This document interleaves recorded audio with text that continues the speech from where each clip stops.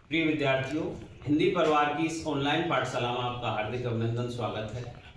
आज हम जिस टॉपिक को लेकर के चर्चा करने वाले हैं वो है विराम चिन्ह, जो कि हिंदी का एक महत्वपूर्ण प्रकरण हो सकता है।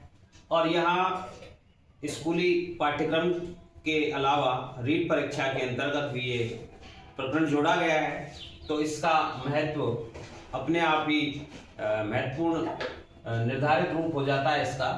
तो यहाँ विद्यार्थियों 13 जो विराम चिन्ह है उनका प्रयोग एक एक करके हम समझते हैं और उनका कहाँ पर हमें क्या क्या ध्यान रखना है, किस तरह से इनको प्रयुक्त करना है, ये चीजें दी हुई हैं। तो प्रिय विद्यार्थियों, सबसे पहले ये समझते हैं कि विराम चिन्ह होता क्या है। तो यहाँ हम किसी भी मौखिक भाषा को यदि हम लिखित रूप में व्यक्त करते हैं तो वहाँ उस भाषा का उतार चढ़ाव और ठहराव है, आरोह अवरोह है, उसे व्यक्त करने के लिए जिन चिन्हों का प्रयोग करते हैं तो वो यहाँ पर विराम चिन्हों के रूप में प्रयुक्त होते हैं। देखिए विद्यार्थियों, पहला आता है इसमें पूर्ण विराम। जैसा कि इसके शाब्दिक अर्थ से ही ज्ञात हो जाता है कि जो फुल स्टॉप जिसे कहते हैं, पूर्ण विराम अर्थात जहाँ पूरी तरह से रुकना होता है। यहाँ जब किसी बात के माध्यम से, किसी वाक्य के माध्यम से हम किसी कथन को पूरा करते हैं तो यहाँ जब वो वाक्य होता है अपना पूर्ण अर्थ दे देता है तो यहाँ इस पूर्ण विराम का प्रयोग किया जाता है। वक्ता द्वारा वाक्य के पूर्ण होने पर इसे प्रयुक्त किया जाता है। अंग्रेजी में विद्यार्थी इसे फुल स्टॉप कहते हैं। दूसरा आता है विद्यार्थियों, देखिए पूर्ण विराम में ये भी ध्यान रखना है आपको कि इस तरह से एक खड़ी लाइन इस तरह से हम रखते हैं तो ये फुल स्टॉप का काम करता है, जिसे हिंदी में पूर्ण विराम कहते हैं। यहाँ दूसरी चीज हम जब लेते हैं अर्धविराम, ये विद्यार्थियों पूर्ण विराम और अर्धविराम के बीच की अवस्था है और ये एक बिंदी है और नीचे इसकी कॉमा है, तो इसे विद्यार्थियों ये अर्धविराम है, इसे अंग्रेजी में सेमीकोलन कहते हैं।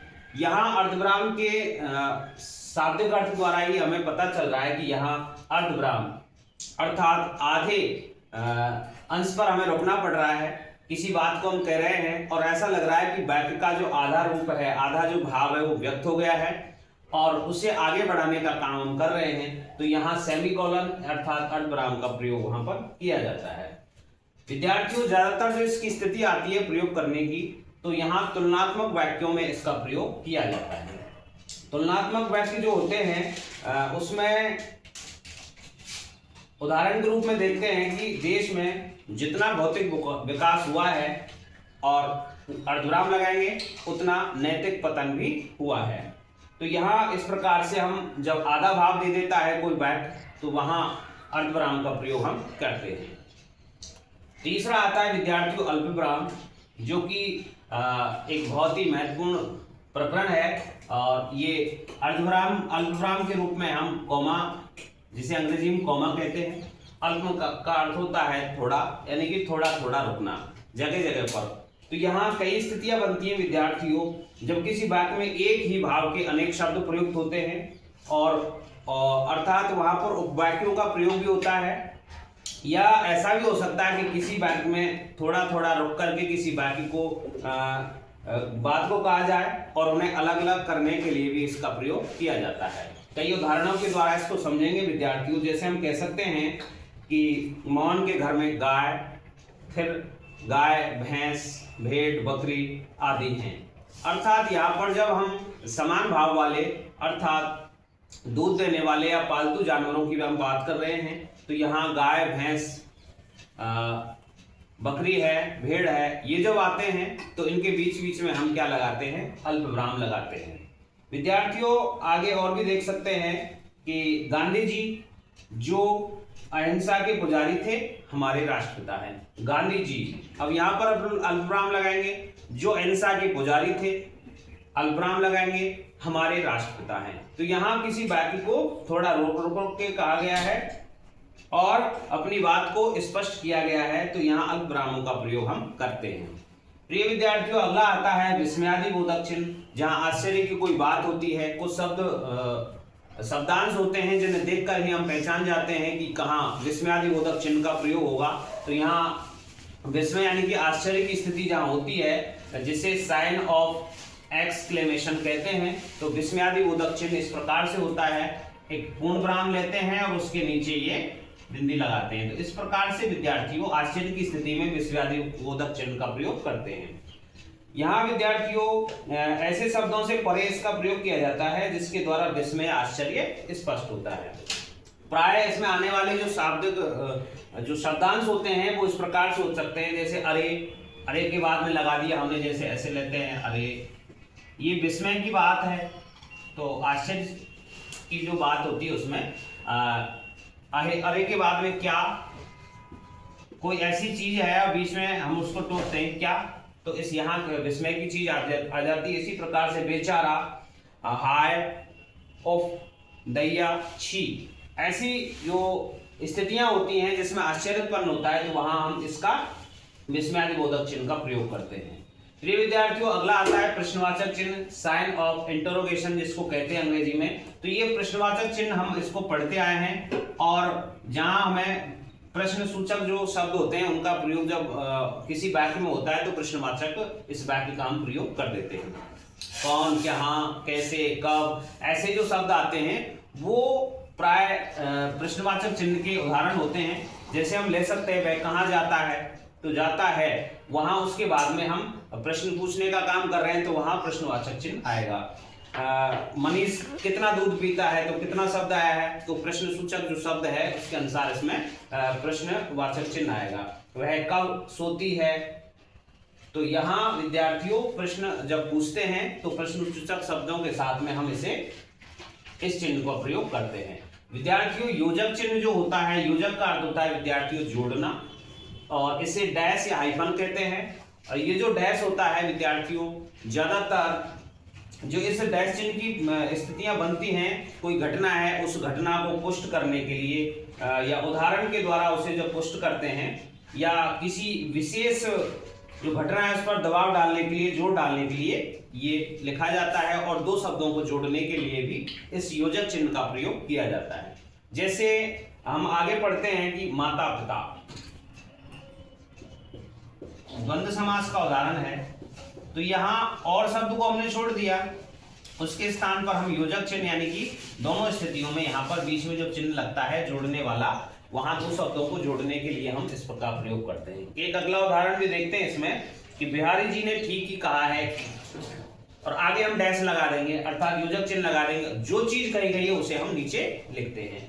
कई बार हमें जब व्याख्या करते हैं तो उससे पहले जो संदर्भ और प्रसंग लिखा जाता है, तो वहां उस संदर्भ प्रसंग के बाद में जब व्याख्या शुरू करते हैं तो वहां भी इस चिन्ह का प्रयोग हम कर सकते हैं कि अंत में बिहारी कवि कहते हैं और आगे डैश लगा दीजिए यानी कि योजक चिन्ह लगा दीजिए, जो बात कही गई उसे नीचे हम लिखते हैं। तो यहाँ जोड़ने के लिए, दबाव डालने के लिए, शब्दों को अलग अलग करने के लिए हम योजक चिन्ह का प्रयोग करते हैं।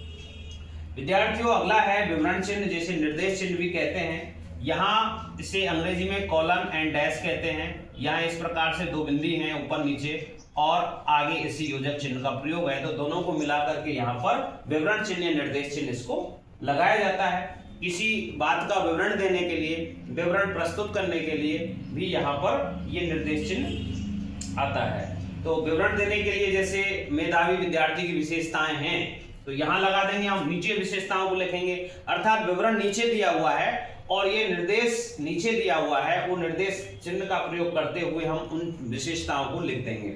अगला उदाहरण हो सकता है निम्नलिखित योग्यताधारी इसके पात्र हैं। जो भी विज्ञप्ति निकली है उसके योग्यताधारी विद्यार्थियों की जो जितनी भी पात्रताएं हैं वो नीचे दी हुई हैं, तो उसमें विवरण चिन्ह के रूप में इसे लिख सकते हैं। अगला आता है विद्यार्थियों लोप चिन्ह। लोप चिन्ह इस प्रकार से डैश किया जाता है, कोई बात किसी के द्वारा अधूरी कही गई रह जाती है तो उस अधूरी बात को स्पष्ट करने के लिए या आगे उसे लोप चिन्ह का प्रयोग यहाँ पर कर दिया जाता है। इस प्रकार से अधूरी बात छोड़ दी जाती है। तो यहाँ किसी बात को लिखते लिखते यदि अधूरा छोड़ दिया जाता है तो वहां तुम चले जाओ वरना। अब वरना शब्द के बाद में हमने ये इस प्रकार का चिन्ह लगाया है, तो ये क्या हुआ, अपना लोप चिन्ह कहलाता है। आगे लेते हैं विद्यार्थियों लाघव चिन्ह। लाघव शब्द जो बना है लघु से बना है, लघु प्लस है।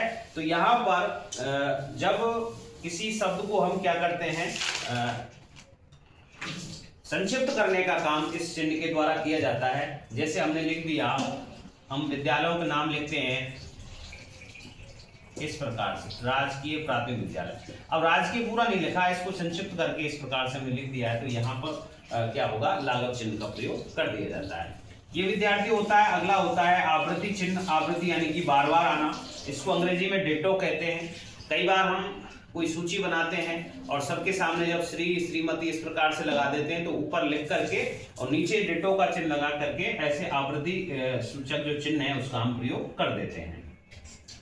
आगे आता है विद्यार्थियों 11वें नंबर पर तिर्यक चिन्ह, जिसे ऑब्लिक यू कहते हैं, और उनमें विभेद करने के लिए किन्हीं शब्दों में इस ऑब्लिक का चिन्ह को हम प्रयुक्त करते हैं। दो शब्दों में अथवा का भाव प्रकट करने के लिए हम इसे करते हैं। जैसे आप कोई फॉर्म भरते हैं तो उसमें पुत्र पुत्री, तो ये बीच में आपको इसमें अथवा में से छांटना है, कौन सा, इसलिए ऑब्लिक यू यानी कि ऑब्लिक का चिन्ह यानी कि तिर्यक चिन्ह हम इस प्रकार से लगाते हैं। अगला है विद्यार्थियों विस्मरण चिन्ह, जिसे हंस पद चिन्ह कहते हैं। विद्यार्थियों जब हम किसी बात को कह रहे हैं और कहने के साथ साथ में हम किसी बात को भूल जाते हैं, तो वहां कोई शब्द जब तक नहीं लिखें तब तक वो अपना पूर्ण जो वाक्य वो अर्थ प्रस्तुत नहीं कर पाता है।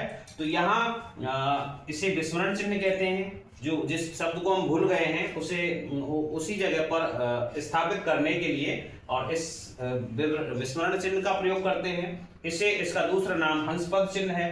हंसपद क्यों है? क्योंकि हंस के पैरों के समान इसकी आकृति है इस प्रकार से, तो यहाँ इसका प्रयोग यहाँ पर किया जाता है। जैसे उदाहरण के द्वारा समझे हम कि राजा दशरथ के पिता हैं।